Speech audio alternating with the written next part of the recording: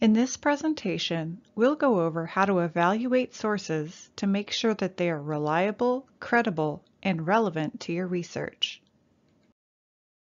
By the end of this presentation, you should be able to understand why learning how to evaluate sources is a valuable skill, evaluate sources by looking closely at essential elements of the text, and recognize and avoid sources that use misinformation. First, learn how to find sources by either using a library's catalog to find physical or electronic sources, or by using a library's online research databases. See my presentation called Researching for more details on finding sources. Though libraries make it easy to find an abundance of sources, it can be a daunting task to figure out which sources should be used in your research project. To narrow down your search results, you'll want to make sure that the sources you use are reliable, credible, and relevant to your research. If you're using a research database, one way to start this process is to use the database's advanced search options to limit your sources to those that are peer-reviewed and published recently. We'll talk a little bit more about that in a minute. Additionally, all sources should be read rhetorically.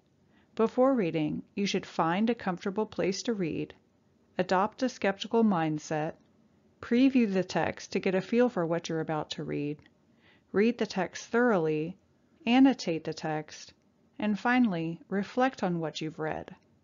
For more details about reading rhetorically, see my presentation called Reading Rhetorically. Now let's go over some of the steps you should take to evaluate your sources. When previewing the text, you should first take a look at the title. In addition, some sources include a summary or abstract of the material. Read these to find out if the source applies to your specific research topic. If so, save the source and continue the evaluation process by moving on to the next step. Next, do a little research on the author to see if he or she is known for anything in particular. Does the author have credentials that might affect his or her credibility? For example, does the author have a college degree or work in a particular field? Has the author written other works? Is the author considered a subject matter expert? These are all qualities to look for in an author when choosing sources for your research.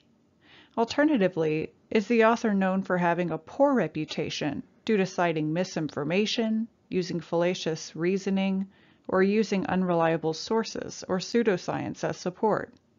If so, you should avoid using this source for your research. Additionally, you should evaluate the author's rhetorical situation. What is his or her purpose, audience, and tone? Check the source for bias. While it's okay for an author to take a side on an issue, he or she should also provide fact-based evidence as support, consider opposing viewpoints, and provide documentation. Remember that scholarly sources use academic writing in a formal and authoritative tone. Next, find out where the source was published. Sources that are labeled as peer-reviewed are best. Peer-reviewed sources must be both written and reviewed by scholars who specialize in a particular field before they can be published, making them exceptionally reliable sources. Additionally, peer-reviewed sources tend to build on conversations, arguments, and evidence presented in previously published peer-reviewed sources, which means that the author is likely very knowledgeable on the topic that he or she is writing about. Also, look for sources that are published by academic presses, professional organizations, or government agencies. Consider using a website like Media Bias Fact Check to check the source's credibility. Some sources are known for having a strong bias, using evidence that is unreliable, or promoting conspiracy theories or pseudoscience, and should not be used as support in your writing. Consider the publishing source's purpose as well. For example, if the source presents scientific research, find out who funded the research. It could be a corporation whose end goal is to sell a product, or it could be a government health organization looking to keep its citizens safe and healthy. Be sure to also check the publishing date of a source.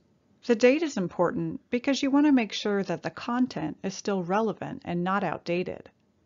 Whether or not a source is outdated may depend on your topic. For example, when writing about climate change, it is crucial to use the most recently published climate report as support, as older reports may no longer be accurate. However, when writing about history or literature, arguments made in older analyses may still be just as relevant today. Review the writing assignment's instructions to see if you are required to use sources published within a certain time frame. Internet sources can be particularly tricky to evaluate since anyone can publish information on the web. If you're evaluating a website, check the URL. Generally, sites that end with edu are from respected universities, and sites that end with .gov are associated with government programs and organizations. Also, keep an eye out for advertisements. Legitimate websites focus on delivering content and include few to no advertisements. If a website seems overrun with ads and pop-ups, it's probably not a reliable source. Check the source's grammar, spelling, and formatting as well. If a source has many spelling and grammatical errors, or if it uses fonts, colors, and formatting that make it difficult to read the content, it's likely not reliable. Watch out for broken links too, which can be a sign that the site hasn't been updated in a long time. Finally, be aware that some sites or sources may be designed to appear scholarly and reliable when they are not. Therefore, you'll need to learn how to spot misinformation. Misinformation is false or inaccurate information that's intentionally deceitful and tends to spread conspiracy theories, pseudoscience, or hoaxes in order to sway the reader's beliefs about a topic. Here are a few tricks for spotting misinformation. First, be aware that misinformation tends to spread faster than accurate information, especially on social media sites. This is often because they include stories that are shocking, unusually bizarre, or appeal to strong emotions, such as anger or fear. Next, if the information seems too good to be true, it may be. Remember to adopt a skeptical mindset, and if you're in doubt, use a website like Media Bias Fact Check, factcheck.org, or Snopes to research the source. Verify any research that the source uses as support. Make sure that the writer doesn't use quotations that are out of context, exaggerated, or misquoted altogether. Additionally, images and videos can be fake too. Do a reverse image search using a site like Google Images to find out where the image was originally published. Finally, if the source was posted in a forum or on a social media site, check the comments. Oftentimes, others will spot misinformation and point it out in the comment section. But don't just take their word for it. Instead, their comments should prompt you to further evaluate the source on your own. Once you've evaluated the source to make sure that it's reliable and credible, finish the process by reading the text thoroughly, annotating the text, and finally reflecting on what you've read. Now that you've read the text in full, think about whether or not you can use the source as support in your writing. If so, mark passages that you think are particularly useful for your research.